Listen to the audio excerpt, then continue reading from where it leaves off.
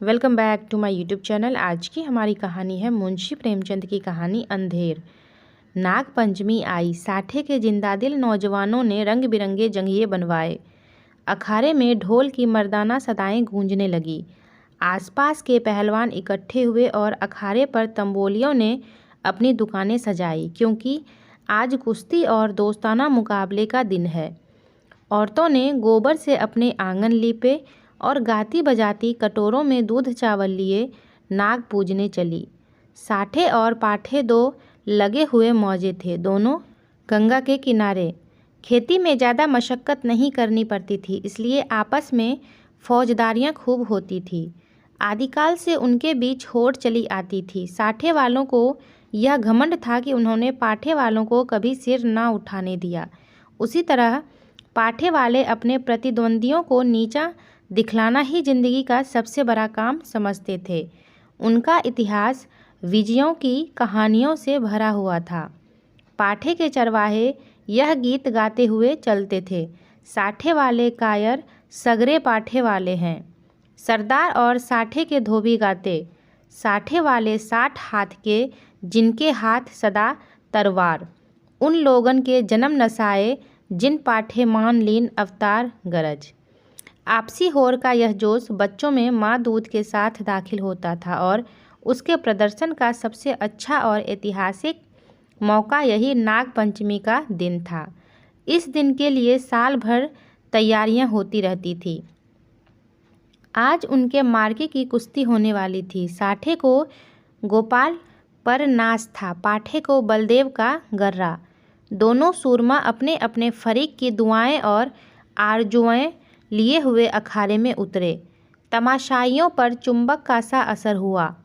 मौजे के चौकीदारों ने लठ और डंडों का यह जमघट देखा और मर्दों की अंगारे की तरह लाल आंखें तो पिछले अनुभव के आधार पर बेपता हो गए।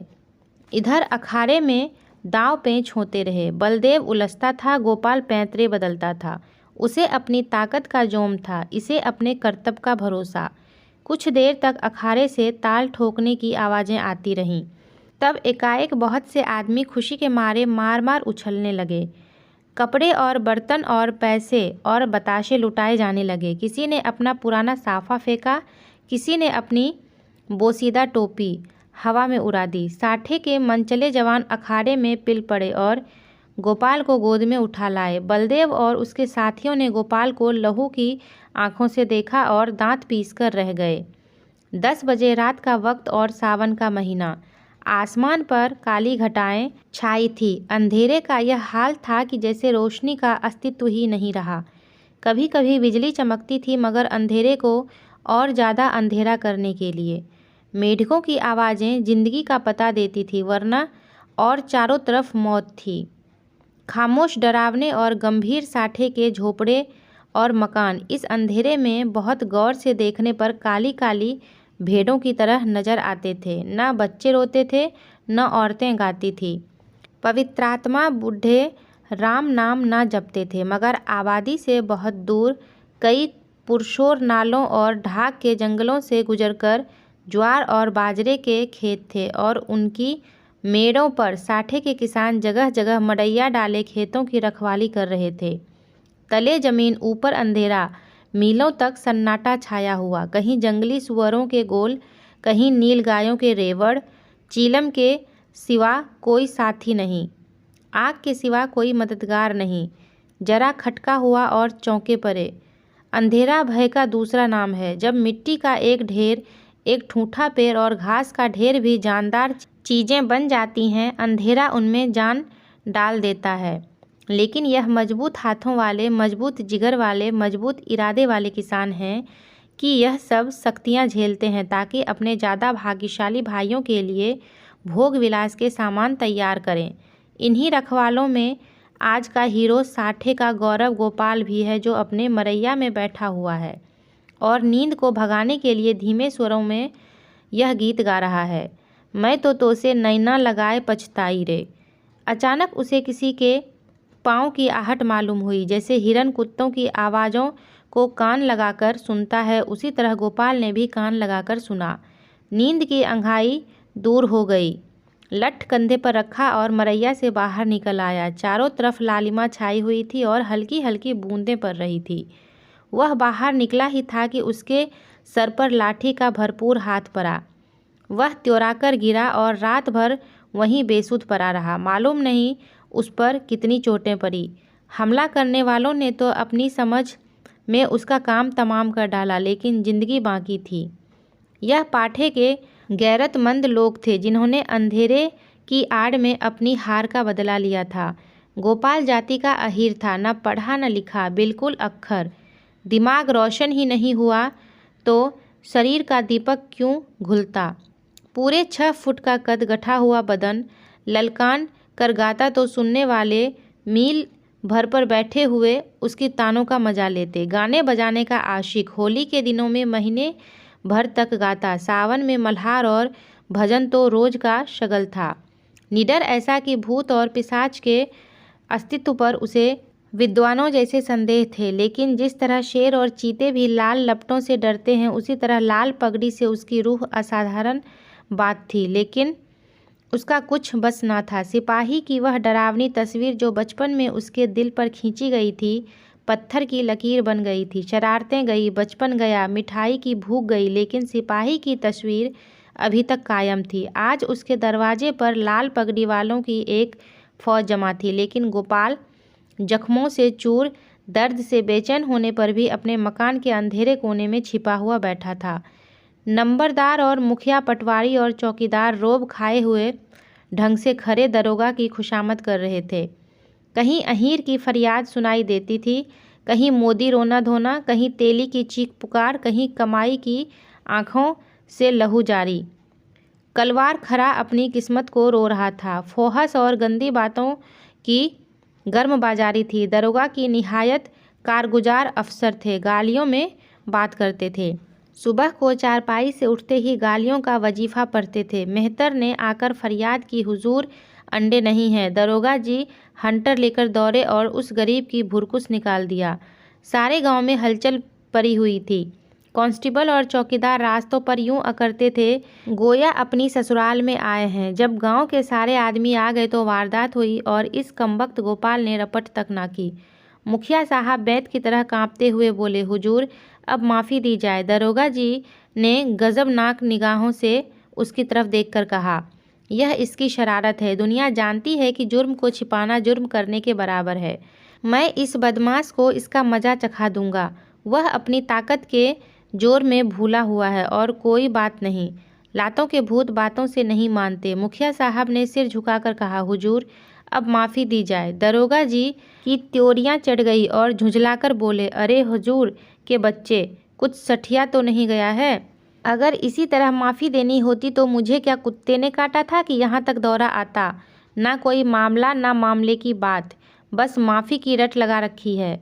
मुझे ज़्यादा फुर्सत नहीं है, नमाज पढ़ता हूँ। तब तक तुम अपना सलाह मशवरा कर लो और मुझे हंसी खुशी रुखसत करो, वरना गौसखा को जानते हो, उसका मारा पानी भी नहीं मांगता। दरोगा तकवे व तहारत के बड़े पाबंद थे। 5 वक्त की नमाज पढ़ते और 30 रोजे रखते।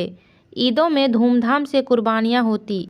इससे अच्छा आचरण किसी आदमी में और क्या हो सकता है। मुखिया साहब दबे पांव गुपचुप ढंग से गौरा के पास गए और बोले, यह दरोगा बड़ा काफिर है। 50 से नीचे तो बात ही नहीं करता। अव्वल दर्जे का थानेदार है। मैंने बहुत कहा, हुजूर गरीब आदमी है, घर में कुछ सुविधा नहीं, मगर वह एक नहीं सुनता।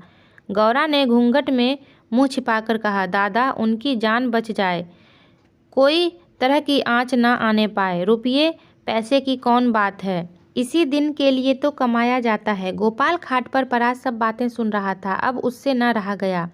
लकड़ी गांठ ही पर टूटती है तो गुनाह किया नहीं गया। वह दबता है मगर कुचला नहीं जा सकता।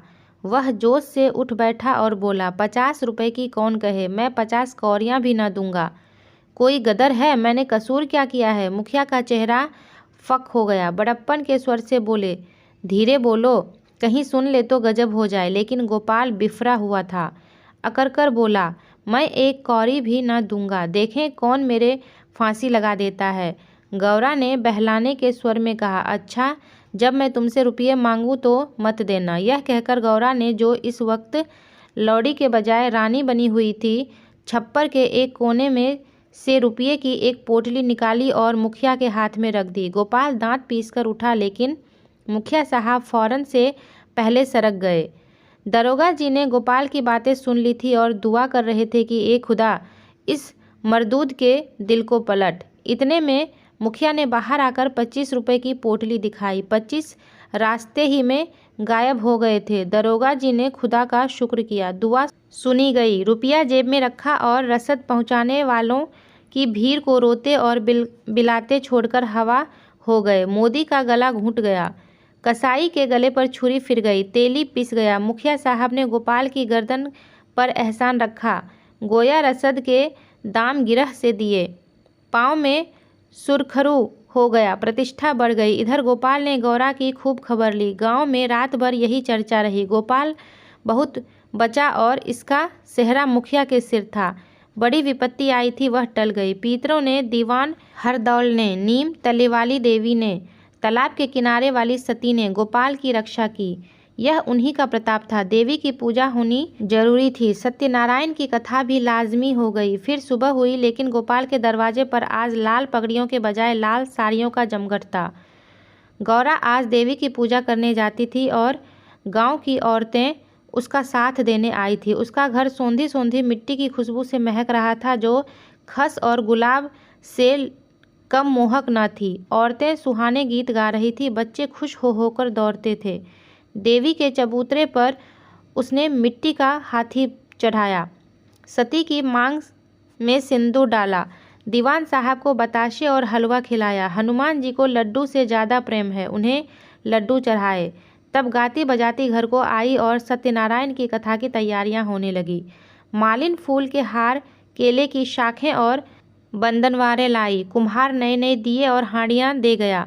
बारी हरे ढाक के पत्तल और दोने रख गया। कहार ने आकर मटकों में पानी भरा। बढ़ई ने आकर गोपाल और गौरा के लिए 2 नई नई पीढ़ियाँ बनाई। नाइन ने आंगन लीपा और चौक बनाई। दरवाजे पर बंदरवारें बंध गई।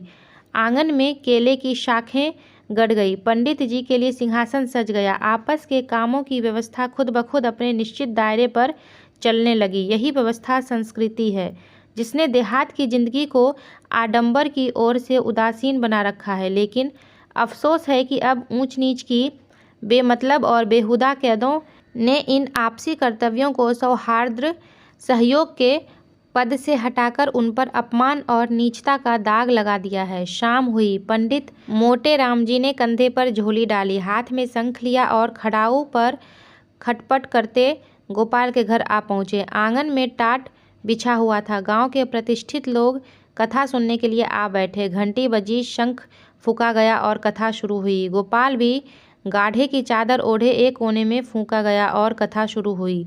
गोपाल भी गाढ़े की चादर ओढ़े एक कोने में दीवार के सहारे बैठा हुआ था। मुखिया नंबरदार और पटवारी ने मारे हमदर्दी के उससे कहा, सत्यनारायण की महिमा थी कि तुम पर कोई आँच न आई। गोपाल ने अंगराई लेकर कहा, सत्यनारायण की महिमा नहीं, यह अंधेर है।